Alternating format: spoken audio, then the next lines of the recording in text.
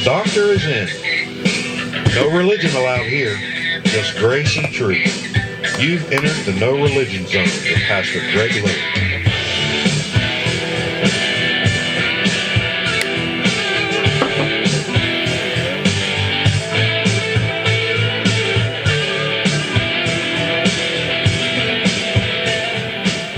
Hey, you've entered the NRZ, the No Religion Zone, and we're going to share this week on a topic that is going to prepare our spirits for our future.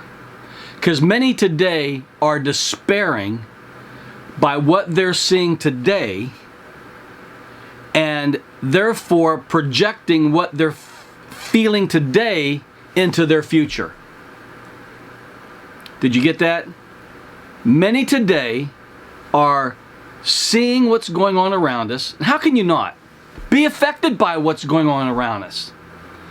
And whatever sense of despair that you're feeling, or fear, or doubt, anxiety, what you're projecting that, I know you are, because we all will. And something we've got to overcome. But we're projecting that into our future. Now let me just say this too, because I'm also a realist. People are like, I can't wait to get out of 2020 so I can go into 2021 as if everything's going to change back to normal. That's not going to happen. Every year I tell you this. 2021, or whatever the new year we're going into, we may be looking at this video 5 years from now, and we're going into 2026. But what I'm saying is, no matter the year, just because that clock strikes 12 and we enter into a new year isn't changing. You're not going to wake up in some magical utopia now. It's a whole nother year. It's with a, and even if so, it's going to have its own problems. 2021 is going to have its ups and downs just like 2020 did. Hopefully it's better overall, but I don't know that. But I'm not looking at it like that.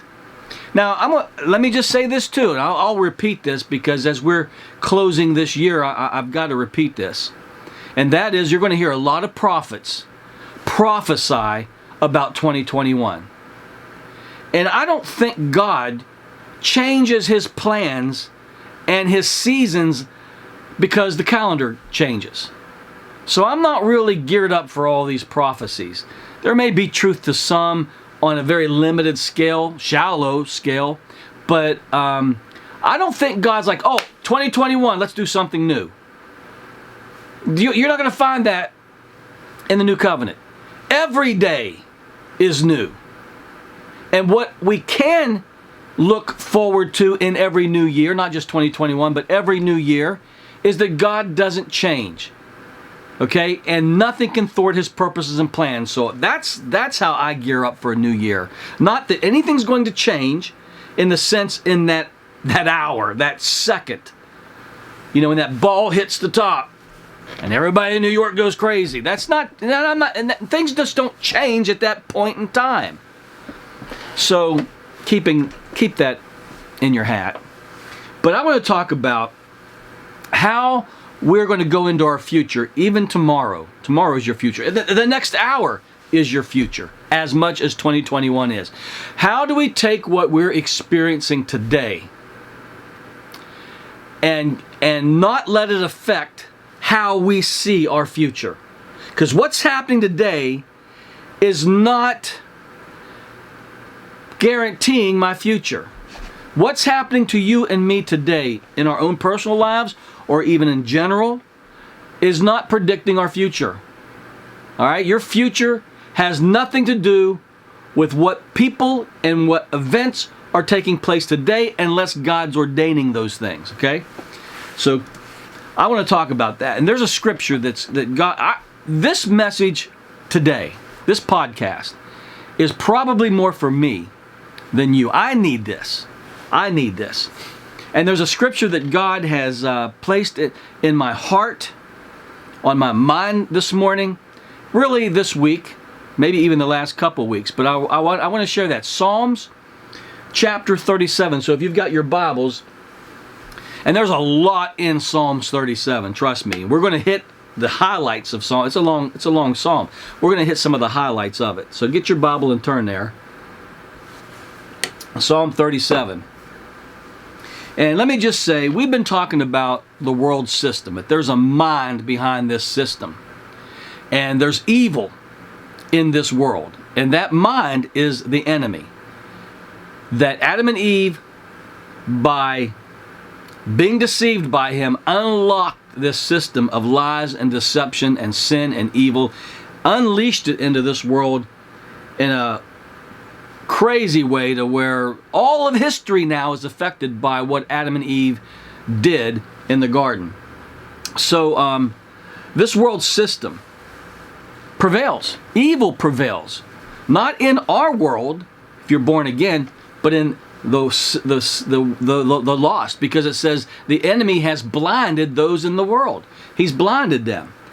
And I don't know about you, but this morning it hit me, and maybe it was last night, I forget, but it hit me that a term came to me: idiocracy. Now what is idiocracy? Idiocracy is a society run by idiots. Seemingly idiots. People perceived as idiots. But they do idiotic things. Say things that just make the guy with common sense scratch his head. And I'm going to tell you, when you are in idiocracy, the dumb become smart. And the smart became dumb. The roles get reversed. And those who have high education, the elites who think they know better than us, are the ones that are the idiots. And the good old boy, he becomes the smart one. Now, let me just, because I'm preparing you for where I want to go. Idiocracy. That's what we're under right now. That's what this generation, I've said this, we're going to be known as the generation 20 years from now, 50 years, they're going to look back and they're going to see the things we said. They're going to see the things we succumbed to, what was pushed on us.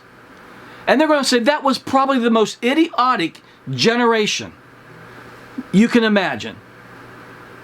Sheep led to the slaughter, if you will. And I can get into all this stuff, but I really want to save time for Psalm 37. But I have a list of things here that you and I are hearing daily, and we're hearing every day. I wake up on the social platforms and hear some new stupid thing they're trying to push on us. And I'm not going to go there. I have a list, but nevertheless, I'm not going to go there. Here's the thing about Psalms 37. This is the scripture I'm going to look at. And the psalm is Psalm 37. Let me get it, because I'm not going to go through all this. I'm just not going to waste my time on it. You know the evil that's out there, and you know the stupid that's out there. And they want you to follow them. And this is where Jesus said the blind leads the blind. Hey, the church is no different. The church is just in bad shape as our society is. The church ought to be affecting society, but society is affecting the church. So let me ask you something. Psalms 37 verse 23. Look at that scripture. And before we look at it, I want to ask this question. How in the world does God get His will done? Through stupid. That's the question I need to ask. How does God get His will done in a culture of stupid? You know the stupid things you're seeing. You put a mask on to walk into the restaurant, and you take the mask off when you sit down. You put the mask on the airplane, and then you're sitting there with the guy next to you with a mask on, and then you take your masks off to eat for half an hour, 45, or if you're a drinker, you just sit there and drink the whole time with your mask off. I was in a drive-thru, KFC drive-thru. I hate Kentucky Fried Chicken. I was doing it for my son. And the guy, and I had cash. And the guy, I hand the guy cash, he's got gloves on, and he stops and gets a dish, a plastic container, and hands it to me like like I'm full of germs and my money's full of germs, and he's got a mask on, hands me the container. I put the money in the container. Now the cash register's right there. I'm seeing everything. And he takes the hand with the mask on, or the glove on, and picks up the cash and puts it in the cash register. Handles all the money that's in the with his hands, puts it in that container, and hands it to me. If that wasn't bad enough, because you just could have took the cash out of my hand. We're not touching hands. Here's the cash. You can't touch the cash till you get it to the cash register. Then you touch the cash.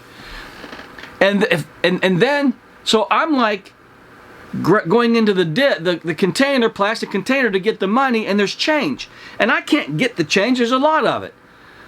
And he's holding it. And I got the cash, but the change, the coins, I can't get to. So I just grab the container out of his hands and then just, put it all in there, hand it back. Oh, I can't touch that now that you have. I'm like, oh my God. See the stupidity there? And then you've got people pushing the buttons at Walmart, putting their cash in there, pushing buttons. Do you accept this? Yes. Grabbing the pen and signing, and everybody's touching that. See, when you're seeing these rules and these laws and these mandates, whatever they're putting on us, you know they don't make sense, and I know they don't make sense. Idiots come up with this stuff. And I can go on and on. 160 genders. Who in the world would, if I came to you, and I'm telling you, if I would have came to you 5 years ago and told you there was 160 genders, you would have laughed me off of whatever you're watching me. And my church would have asked for my resignation. But today, we can entertain that today. How? How do you entertain 160 genders? And I'm not going to go any further. I'm just telling you, we're living in a culture of stupid.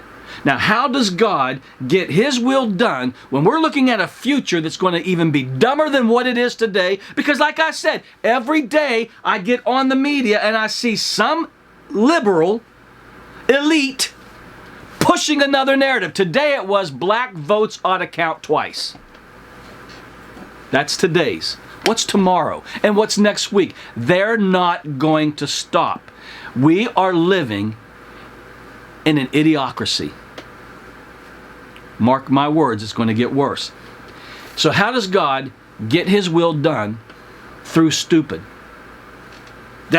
Because I've got a promise here in Psalms chapter 37. I got a promise in Psalms chapter 37 that tells me that He does. In spite of everything they're throwing at us. See, this is why you're getting downcast and despair and depressed and discouraged, is because you know God is on your side. You know God has a future, but somebody is in your way called world, flesh, and the devil. And they come at us from every angle, 24/7, nonstop, and beat us down, which is the very design of the devil. Because in Daniel, I think it's chapter 11, it says the strategy of the enemy is to wear down the saints of God. Are you wore out? Are you just wore out by everything you're seeing and hearing? How does God get His will done when a world system is designed to remove God out from among you? How does God do this? Our social platforms are all designed this way now. Our music, our songs, our movies are pushing the narrative that's godless, controlling, taking away freedoms little by little, removing God, brainwashing us in order to dummy us down in order to control us. How does God pull off His will when everything is against His will in this world? How? Well, let's look at Psalms chapter 37, verse 23. And here is the promise that I want to renew your mind with as we go into the future and 2021. Tomorrow's your future. This afternoon's your future, or this evening, whenever you're watching this. Psalms 37, verse 23 says, God ordains the footsteps of the righteous. Now, I'm meditating on that verse. And I'm sitting there thinking, wait a minute. How in the world does God pull that off? He's ordaining my footsteps in spite of the footsteps of others. Hey, look, it's not all about me. I'm not the only one in this world. That promise is given to us because there's so many other people out there that's not on the same page as God, not on the same page as what God's doing in your life, and they, especially our society, does not want you to serve God. They want you to serve them. Thus the brainwashing, the control, the political correctness, all the stuff they're throwing at us, because they no longer want us to think for ourselves. They want us to be in lockstep with what they're saying and what they believe. See, it's not just, hey, you believe what you want to believe, and that's how it used to be. You get to believe what you want to believe, and I'll believe what I want to believe. We're going to see things maybe differently, but we can walk still together. But that's not the way it is anymore. It's either believe like us, or we cancel you, we marginalize you. So you get in step with us, not God, with us. Not the church, but with us. And then God's supposed to be able to pull this thing off? I don't know. I'm going to take a break here in a few minutes, but I want to set you up for something. I want you to think about this. God is supposed to be, by His promise, ordaining your footsteps in a world that's against you. A system designed to control you. And with everything they're throwing at you and the kitchen sink, how does God pull this off in His will, which is Him ordaining your footsteps? How's He pull it off in the midst of stupid, evil that you and I are in? How's He do that? Oh, it gets worse than that. It gets worse than that. I want you to think about this. You leave your house today. The minute you really don't, you may have more control in your house, probably more so than anywhere. But once you walk out that front door, you don't control nothing. You might be able to control where you're going to a degree unless someone runs into you and now you can't go where you're going because now you're in a traffic accident. Or a drunk driver hits you and now you're in the hospital. You can't control that, folks. You have zero control over how other people drive. And you're trusting that they're going to drive safely like you do. You don't have control at work. Someone they hire new. You got a new employee, and they don't like you. You can't control who likes you and who doesn't like you. Or maybe someone who used to be your friend just decides, for whatever reason, doesn't want to be your friend at work anymore. And now they're talking other people and drawing people away from the friendship you had with them. Now there's a rival there. How'd that happen? I didn't do anything wrong. It just did. You control that? You can't control what people think about you. You can't control whether they like you or not. You can try to be everything to everybody, but there's always going to be that one person who just doesn't like you, and you can't control that. I know people who try, and it may just make matters worse. You can't control whether or not your boss favors you over somebody else, regardless of race or color, whether you get that promotion or not. When you leave that front door, you're dealing with people you can't control. Now, you have wants and desires. I have wants and desires. And when you put all of us together, who wins? Whose desires overcome others' desires? Whose wants overrides other wants? How does this thing get worked out called life when we're all mixed together with all these different wants, desires, and wills, and needs, and ambitions? You put all of us in the same bucket. You know what we're going to look like? I'm telling you, we're going to look like those crabs in a bucket. Do you realize you do not have to put a lid on a bucket of crabs that are dying to get out of the bucket? I mean, I've seen it. We've gone fishing at the ocean, and I've seen these guys, there are buckets there, and these crabs are all crawling on each other trying to get out, and there's no lid, and they don't get out without a lid. Why? Because they're all clutching each other. When one almost gets up there, the other one grabs it and pulls it down. That's the nature of crabs. So no one ever gets out of the bucket, because they're all their wants and desires are all mixed together, and no one's getting ahead.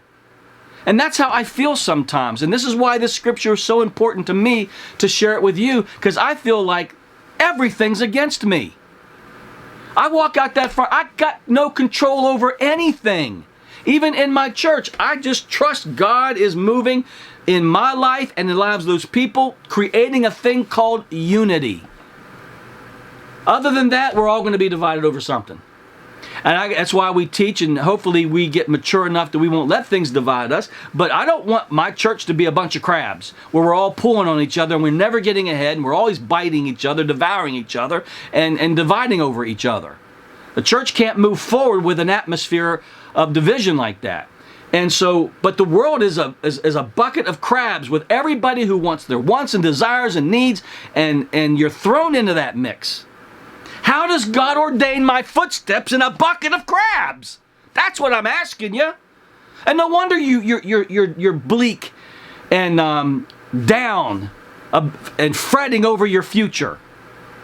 I would be too if I didn't have. This is why I need this. You know, I have needs. I have wants, and I had made some plans, and it involved other people. And one person reared their ugly head and didn't like the plans, and used manipulation and intimidation and control, and just by one person disrupted the unity of a decision between some people. One person didn't like it, and they wanted their will done, not what the other people had decided to do, and one person changed the whole thing. And it upset me. It really did. And you don't need to know what it is, because it could be anything. It doesn't matter. And I'm sitting there thinking, how, Lord, do you ordain footsteps? Because that's the promise, Psalms 37. How are you ordaining footsteps when one person, one bad apple, can ruin the whole Michael Jackson song, whatever that's, however it goes. One bad apple don't ruin the whole whatever, but one can really mess things up. And so I'm sitting back thinking, what is it about people that they can't let other people make their own decisions without trying to control them, manipulate them, intimidate them in order to dominate them? And it's all that. It's called witchcraft. The Bible clearly calls it witchcraft. Paul says in Galatians 3:1, who has bewitched you? You were running well. You started off in the Spirit. You're being led by the Spirit. The Spirit's leading you in a certain direction until someone doesn't like that direction. Could be a family member. Could be a husband. Could be your pastor. Could be anybody, your best friend. Doesn't like the direction you're, and then they got to now start on you. See, here's God ordaining your footsteps, supposedly, right? That's what he says. And then here comes the people and their footsteps. And they come alongside of you to manipulate and intimidate in order to dominate, because they want their will imposed on you. They don't want you to be able to decide for yourself.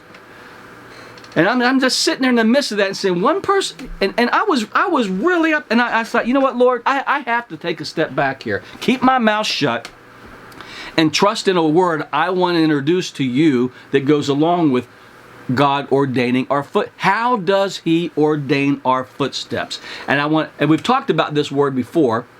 It's an attribute of God. Well, one of his attributes causes him to be this, but we'll talk about that when I get back, because I got to take a quick break, and then we'll talk about that word here in a minute. Hey, we want to hear from you. Email us at www.byfaith.tv. Go to our contact page and shoot us an email. That's www.byfaith.tv.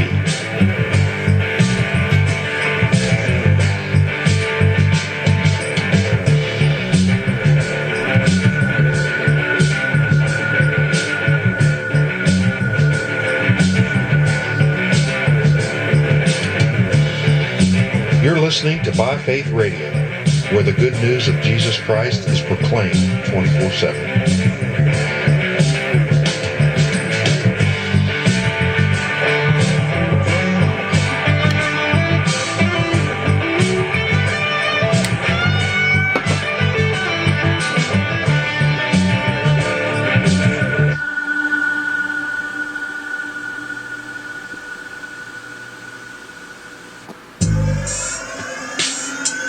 We want to hear from you. Let us know what country you are listening from. We have people all around the world tuning in from the UK, Canada, Romania, the Netherlands, Australia, Japan, Singapore, Switzerland, India, Korea, and a whole lot more.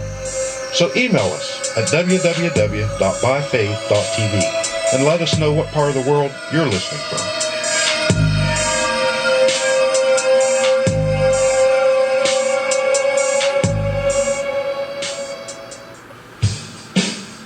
If you're new to the Grace Message, we have a new covenant series that's designed just for you. Go to our website at www.byfaith.tv and go to our media page and you will see our new covenant series.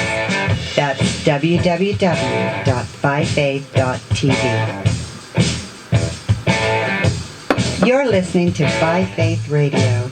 Share this station with a friend. Tell someone about our website. All our information is up there and over 4,000 hours of teaching from Pastor Greg. That's www.byfaith.tv. Now we're looking at Psalms 37. How does God pull off ordaining our footsteps when there's so many other footsteps out there in the way, vying for our attention and trying to control our lives? So much, and you know what I'm talking about, that's out there against us. How does God pull it off? Ordaining footsteps. Now, because God, and I want to throw some attributes at you, and we studied these on Thursday night, so some of you will remember these. First of all, God is sovereign. You got to start off, and I have to do this. Why does Paul say keep renewing our minds?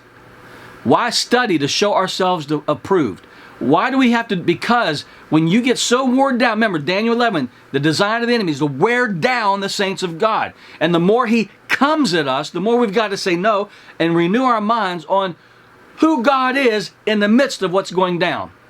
So I've got to remind myself, as you will and do, is that God is sovereign.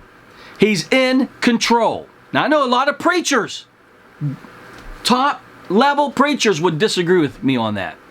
And that's an attribute of God. He's not in control. How does a God who's not in control asks you to trust Him? Can you imagine me saying to every single one of you, hey, you're watching me. I'm your teacher. You tune in. I'll be your teacher and those in my church. I'm your pastor. Hey, everything that's going on in your life, don't worry. Trust me. How am I going to be able to say that to them? I don't have the ability, the power, the ability to control and direct situations and circumstances and stop this. I don't have that capability in your life. So you'll never ever hear me say, trust me. Now with my kids, I can say trust me in a very limited way, like jump off of the table and I'll catch you. No, I can't. No, trust me. I'll catch you if you jump off of the chair, the couch. I'll catch you. Now I can say that. Why? Because I have the ability to catch them or not. Simple as that. But that's very limited. So I can't. How can a God be able to say, trust me, have faith in me, if He is not in control?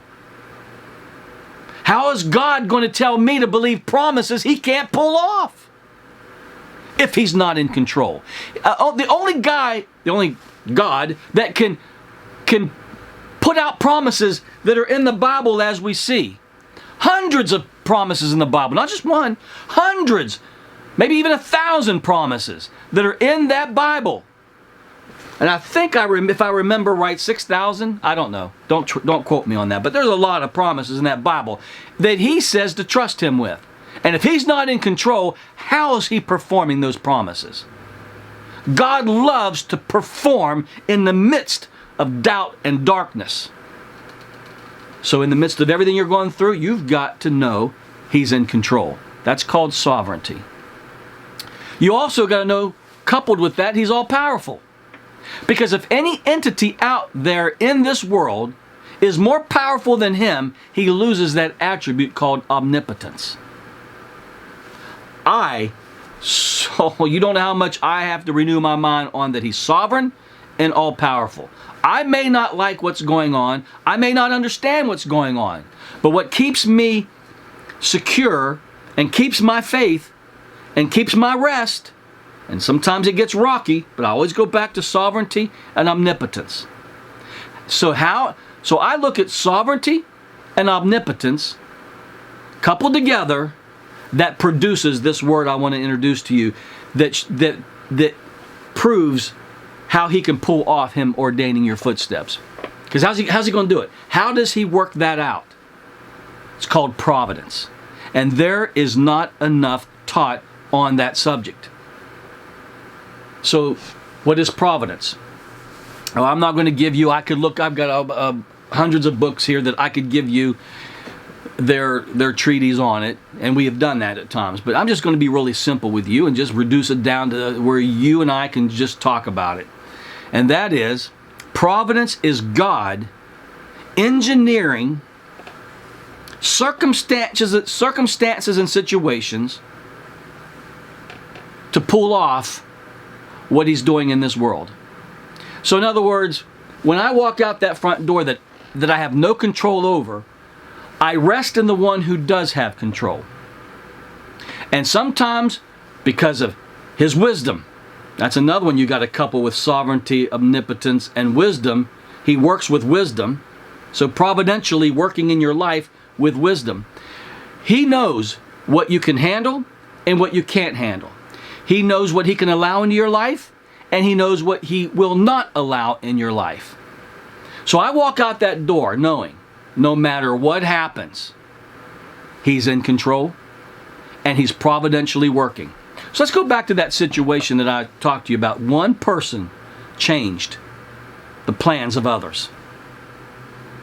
Has that ever happened to you? So I got to step back, and I can be a manipulator. I can come back in anger.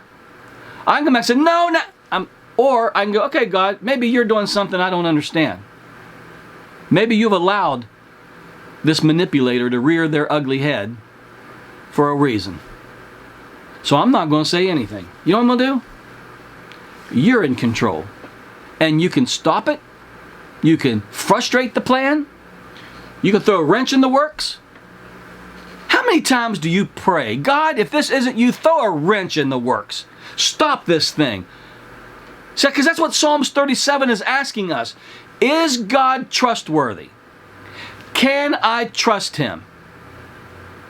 That's the first thing the writer of the Psalm, David, is trying to convey. Is he trustworthy? And can I trust him? If I can get past that, then the rest comes into play.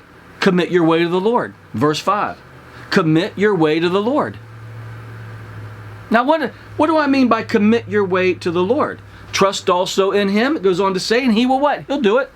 What do you want him to do? You can't say, I'll trust in you as long as you do what I want you to do. No, that's not how it works. I trust your plan, God. And if you allow manipulators to manipulate my plans, then I have to trust that you're throwing a work in my plans and you're using that manipulator. And then I got to back off and pray, Lord, not my will, but your will be done. You've allowed this to happen for a reason. So I'm going to step back, and I'm going to let you providentially work this thing. And if this person is in your way, you're going to change it. You'll throw a wrench in their works. I don't know. Did you throw a wrench in my works? Or are you going to flip this thing and throw the wrench? He threw the wrench in my works, or she threw the wrench in my works. I'm going to trust you to throw a wrench back in their works, so that my work that I felt you were doing will be accomplished. Trust, folks. We can't go into the future because we have a trust issue with God. If you truly trust Him, you will delight, verse 4, you will delight yourself in the Lord. Because that's the only way you can delight yourself in the Lord. I don't know, it's verse 2, 3, where he says, trust in the Lord, fret not, trust in the Lord. Then in verse 4, delight yourself in the Lord. The only way I can delight myself in God is that I have this trust thing worked out, this trust factor. And then he says He gives me the desires of my heart. Man, you can't beat that. He gives me the desires of my heart when I trust Him and delight myself. And then I can commit verse 5, I can commit my way to Him, trusting in Him that He's going to work out my plans, His plans. He's going to work out my life. He's going to work out my future. I'm going to tell you what right now. I am going to commit 2021 to the Lord, and I've got a promise that He will work 2021 out for my good and yours. That's how I'm, not because I'm seeing the stupid around me. You know, it's one thing to have evil come against me. That's hard enough to deal with. But stupid? Folks, are you seeing stupid? We are being led by stupid, idiocracy. Our government is idiocracy. Corporations, social platforms, it's all run by idiots now. Have they all been reading those idiot books? You remember the yellow for dummies, this for dummies, that for dummies, this for dummies? Yeah, whatever. Commit your way to the Lord, and He will work it out through all the evil and stupid that you and I are coming under every day. Then he says in verse 7, don't fret, be still. Grab that one. You're looking at 2021, you're looking at your future, you're seeing all the crap going on around you, and God says, don't fret, don't be afraid, just be still. Now, what am I supposed to do by being still? How do I work this thing out being still? Well, there's another psalm that says, be still and know that I am God. What does that mean?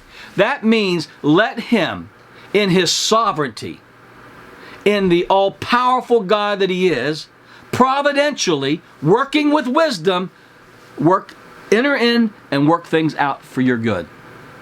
That's what be still and let Him. See, we don't like, can I tell you why you're not hearing much on providence? There's no way God can ordain your footsteps if He doesn't work with providence. Because ordaining footsteps means He's navigating you in situations and circumstances over here, around there, up there, down there, making this happen, so you go over here. Sometimes He'll hem you in, and you'll feel like nothing's working. Well, no, because He's ordaining footsteps. How many detours has He put up in your life to keep you going in the path that He has? Detour is called providence. Detour to you is called moaning, bitching, complaining because you can't get what you want. I'm telling you, this is why we are living in a narcissistic society that wants it our way. Frank Sinatra sang a song, I did it my way. And when things aren't working out my way, I fold like a cheap suit. I become a snowflake. Oh my God, life just ended because I didn't get what I wanted.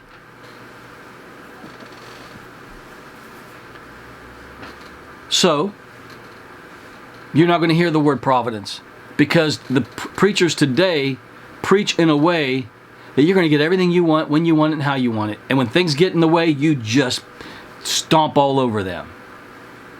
I have heard ministers working with,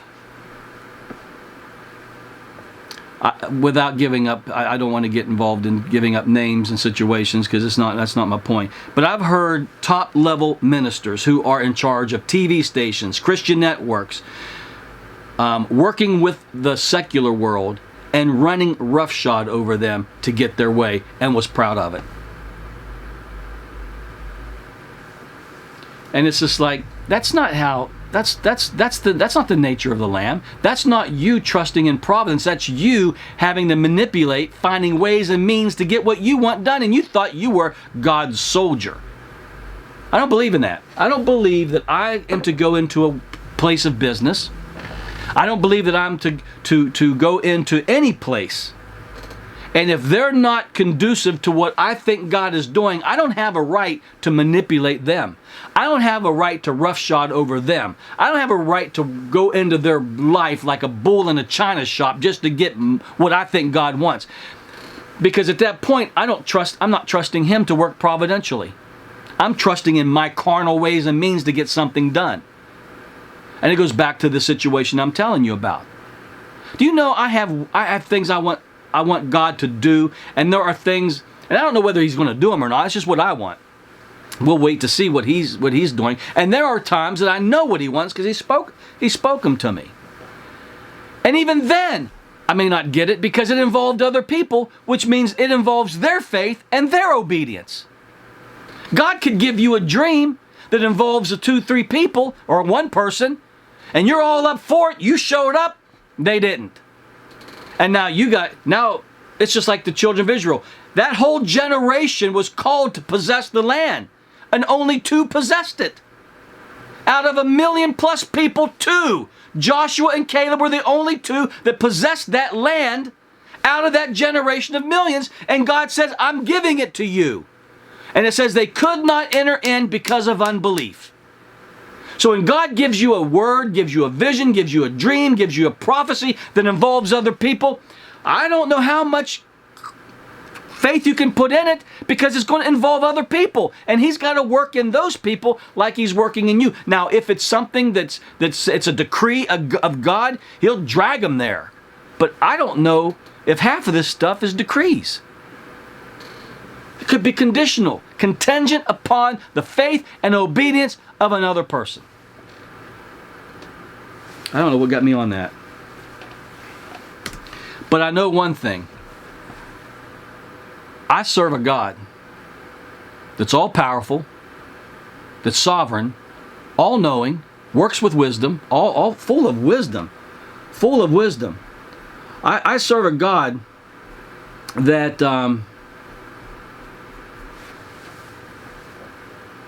I can trust. Now, there are situations, circumstances that happen to me that make me doubt that, but I got to come back and renew my mind. I got to come back and renew my mind on who God is so that I can maintain, not get thrown off course, not get depressed, discouraged, but to know that even if something was contingent. Let me back up a minute for those who may not have an idea what I'm talking about. You can read the Bible and you'll see this. There are certain things God says He's going to do with or without people. They're going to happen. If He has to remove somebody, He will to get his because Daniel 4 says nothing can thwart the purposes and plans of God. Those are decrees. Those are not conditional upon anything except because He says He's going to do it. Then there are those things called promises, prophecies, visions, and dreams that may be contingent upon your faith and the faith, especially if it involves other people. I'll give you a good example. Is God a healer? I don't know. Maybe He's not. But I know He calls Himself Jehovah Rapha. Is He a provider? You may not think He is, but He calls Himself Jehovah Jireh. So yeah, because He calls Himself something, that means He is that. So He is healer, He's provider. But how many times have you not been healed? And how many times have you not been provided for? So those promises, were they not contingent upon something other than who God was? That maybe you're still trying to wrap your mind around, get a revelation of, so you can receive your inheritance? There's a lot of your inheritance you're not yet getting because you don't have the revelation of it. What did Jesus say to the disciples? There's many things I want to say to you, but you're not able to handle them. So God's can't release things until we see those things, and once we hear and see those things, then faith is released and we get them. So there's too many variables to tell you why this is happening and that's not happening. But I know this, God is sovereign.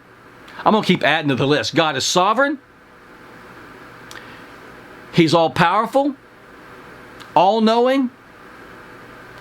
He works in providence, and He loves me.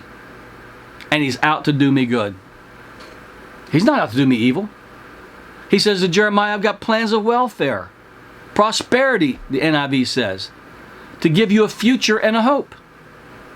To give you a future and a hope. Think about it. To give you a future and a hope. Can God pull this thing off? Can God pull this thing off? Think about it. With so much against us, we're in that bucket of crabs. Now, I want you to get this picture. We're in that bucket of crabs, and you're one crab in a bucket of 100, and you're at the bottom. Even if you were at the top, you're not getting out of that bucket. But you are now not only not on the top, you are on the bottom of that bucket. And you got to work your way up through the crabs to get to the top, only to keep being brought down. Many Christians have that mentality right now about their future. Nothing's going to happen. Nothing's going to happen. How's he going to pull that dream off? How is he going to make that? Even if some of this stuff doesn't happen, does he not still come back and say, I still work it all out for good? I still work it out for good. See, there are things that involve other people's lives. Their faith and obedience to come alongside of you, and that maybe they don't. Maybe they weren't hearing God, or maybe they said, I'm not doing that. And so now you miss out on something because someone else didn't step out in faith so that your paths could cross, or whatever it is, whatever plan God had for you two to come together with. It could be a ministry, it could be a job, it could be many things. A relationship, it could be anything. I'm telling you, when it comes, I've learned a hard lesson. When God gives me a promise, a dream, a vision, whatever, and it involves somebody else, I go after that thing like it's, but after years of wisdom and seeing life and understanding how God works, and especially that generation that didn't get in because of unbelief, I'm like, okay, anytime God, from here on out, God gives me something that involves another person, I'll just back up and make sure my faith is there, make sure I'm obeying, and then I got to wait for God to providentially work on them.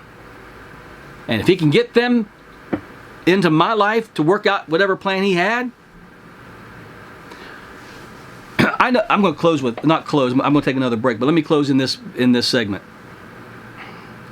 I had a friend, a minister, I'm not going to tell you who he is because it throws his wife under the bus, but this guy had a word from the Lord. They had a couple of vehicles, and the guy said, the guy said to his wife, the Lord just spoke to me that we were to give our car, it was a Cadillac, to so-and-so. Well, it so happens she's the one driving the Cadillac. And she said, well, give him the car you drive. He goes, I didn't hear that. I heard the Cadillac. Well, I'm not giving him the Cadillac. He's like, okay. Now, see what I'm saying? God had a word. He had a plan. He had a vision. And, but the other one wasn't in faith, and therefore they didn't obey. 2 weeks goes by, and the wife comes back to the husband and says, you know what, I think you were right. I think we're supposed to give them the Cadillac. Now put a pause on that. Let's talk about this other family. They needed a vehicle. They were struggling. They didn't have the money to buy a vehicle. Their transportation was down. They had kids to run here, run jobs. They got to go. Their life is upside down because they don't have transportation. So for 2 weeks, these people go without transportation. And the woman finally says, you know what, I think you were right. But guess what? The man comes back and says, I'm sorry, honey, it's not in my spirit anymore. So what do you want me to do? It's like, wait, it's not in your spirit anymore? Boy, you got to hear this. I'm not even going in the direction that I really wanted to go. You got to hear this. Do you understand that when God told that first generation of Israelites that promised land is yours, go possess it, and they didn't have faith, therefore they didn't obey, they saw the giants and then retreated? Remember that, Numbers 13. The Hebrew says they waited, or maybe it's the Greek in Hebrews chapter 4 talking about them, but it says they waited a day too late. Wait a minute, come on, God. 24 hours? Remember, they did come back and say, okay, we'll go in, we're sorry. God says, no, it's too late. Did you know that they said, okay, we'll go in? They changed their mind. They said, we will go in now. We'll go in, sorry. You know why? Because they heard God say, you're all going to go back in that wilderness, all of you, and you're all going to die in the wilderness, and I'll raise up the next generation to take this land. Now they changed their mind, and it says they waited a day too late. Had they just been in faith and obedience, when God spoke, they did it, but they waited a day too late. And I'm saying to you, we're waiting a day too late in a lot of areas. And a lot of things aren't going to happen in your life because somebody, if it involves somebody else's faith and obedience, they waited a day too late. But that's okay, because God works all things out for good. He'll do something else. And no matter what he does, it's always going to be good. It's always going to be his best. He's got so much best, you can't miss out on it. He'll reroute it and rework it. So I'm going to take a quick break here, and then we'll be back after this. And I'm going to close this thing out because I got a few things I want to say. If you would like to give according to Galatians 6:6, we now accept PayPal. Visit our website at www.byfaith.tv. Go to the giving page and see the different ways you can give. That's www.byfaith.tv.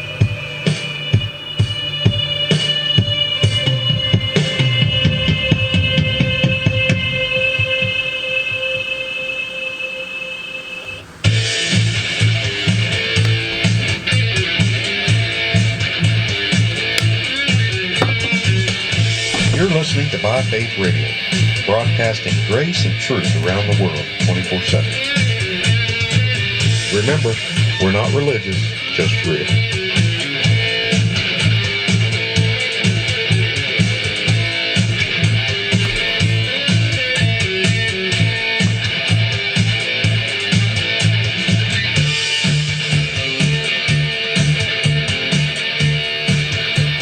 Now, we're going to close here in the next few minutes, but I want you to read Psalms 37. I didn't get a chance to go through all of it, but there's one verse, 37, chapter 37, verse 37. It says, mark that man. What man? What man does he want us to mark? The man who trusts in the Lord, who commits his way to them.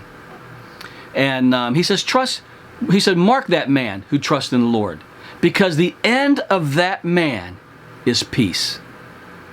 Wow. Man, that verse is what you need to grab a hold of. Mark the man who trusts God. Why? Mark him. Why? Because you're going to see that the end of that man is peace. Now, that word peace is shalom in the Hebrew. It means peace. It means safety, wellness, wholeness, soundness, prosperity, healing, health. I mean, that word shalom is a very multi-meaning word, as also salvation, sozo, is in the Greek. You just can't give it one English word. So mark that man, his end is peace. So the way to get to peace, the way to get to that place is trust. That's what Psalms 37 is saying. So when you got everything against you, and so much is going on in this life and world against us, how is God pulling off ordaining our footsteps?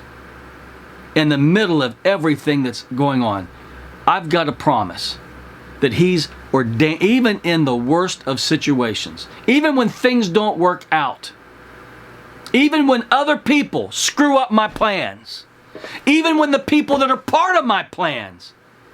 You know, are we stupid, or are we going to get real here? Two people get married, and God brought them together. And after so many years, one decides, I don't want to be in the marriage anymore, and they leave.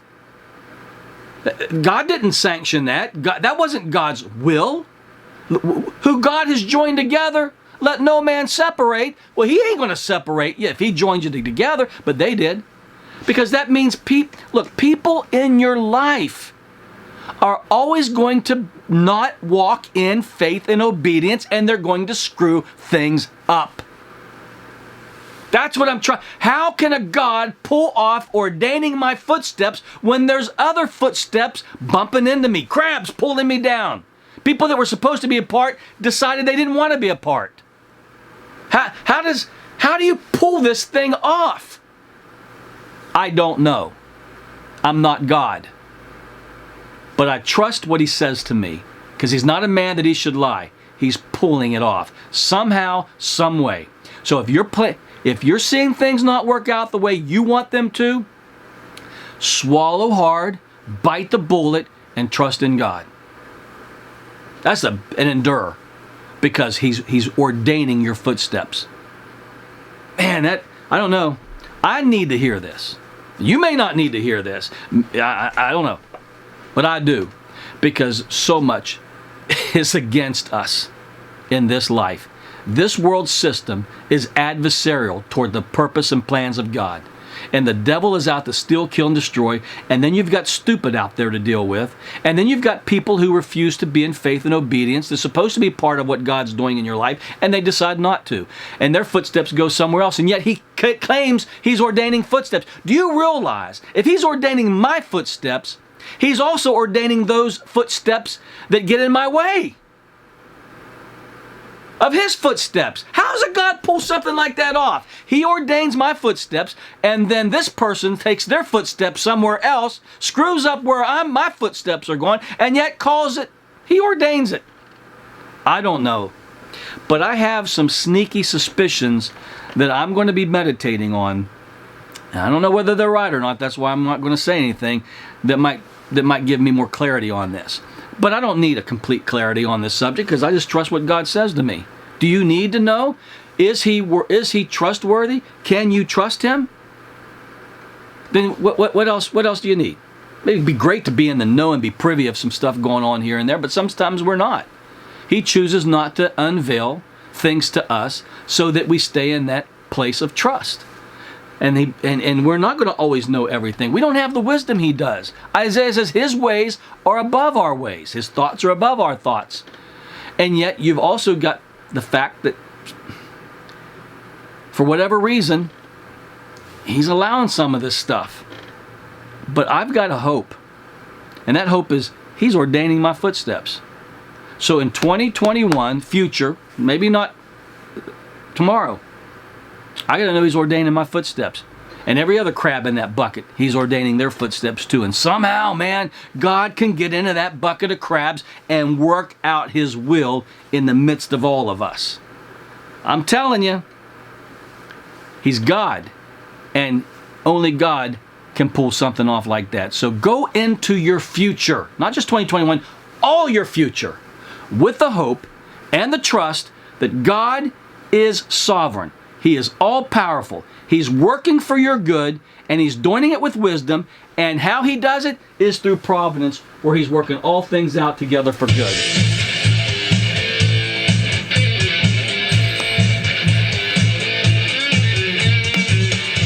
You're listening to By Faith Radio, broadcasting grace and truth around the world 24/7. Remember, we're not religious, just real.